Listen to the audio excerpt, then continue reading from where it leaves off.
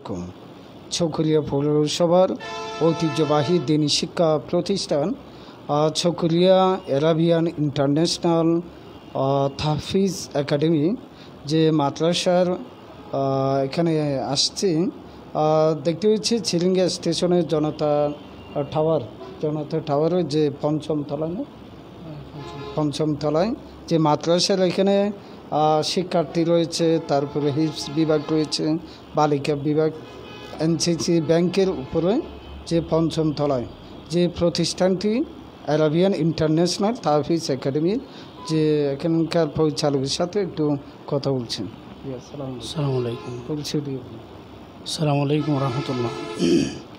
আমি হাফেজ কারি আবু নাইম মামুন বলছি। মাদ্রাসাটা কতদিন চালু হয়েছে? এই হচ্ছে 3 মাস। জি। সালামুন। শিক্ষার্থী কয়জন? শিক্ষার্থী 25 জন। জি। মাদ্রাসার করতে গিয়ে কোনো ধরনের হিমশিম আছে কিনা? না। প্রিয় দর্শক, আমি এই যে কোরআন তেলাওয়াতের একটু নিচ্ছি। নাম কি? মুত্তাকিন। রাহমাতুল্লাহি ওয়া বারাকাতুহু। আউযু বিল্লাহি মিনাশ শাইতানির রাজীম। বিসমিল্লাহির রহমানির রহিম।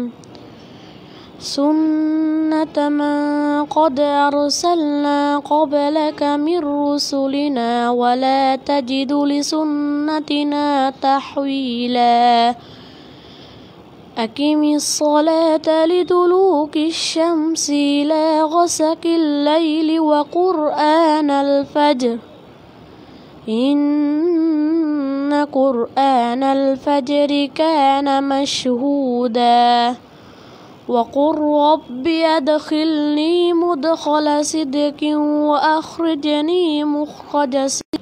এই যে কেমন জানেন, খুব চেনা পরিচিত যে বিশ্বজয়ী যিনি হাফেজ হয়েছেন সালেহ আহমদ তাকরিম। আমি এটা অনুভব করছি আসলে আল্লাহ তাআলা সেই সালেহ আহমদ তাকরিমের মতো যেন সফল করায়। আসলে মাশাআল্লাহ, ওনার ওই যে তার যে শুদ্ধ উচ্চারণ এবং কণ্ঠটা, আল্লাহ তাআলা তাকে সেভাবে সুস্থ রাখুক এবং হায়াত দিক। আর জন ইসলামী সঙ্গীত পরিবেশন।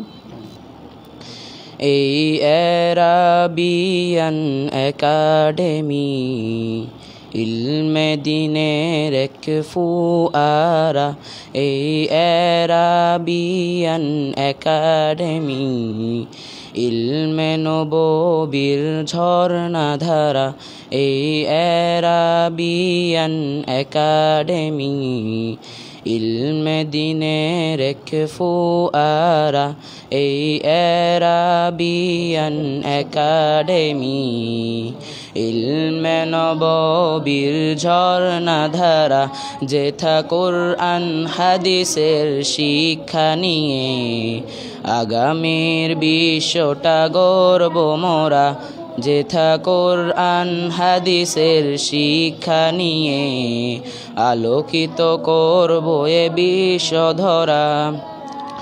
আসহাবে সোফার অনুসরণে আজ এসেছি মোরা জ্ঞান আহরণে, আসহাবে সোফার অনুসরণে আজ এসেছি মোরা জ্ঞান আহরণে।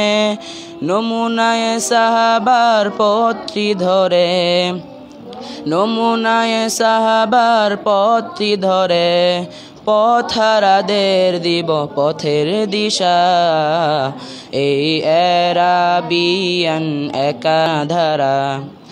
কাসমিয়াতের ওই চিন্তাধারা নিয়ে দিনের মশাল হাতে গিয়ে যাব,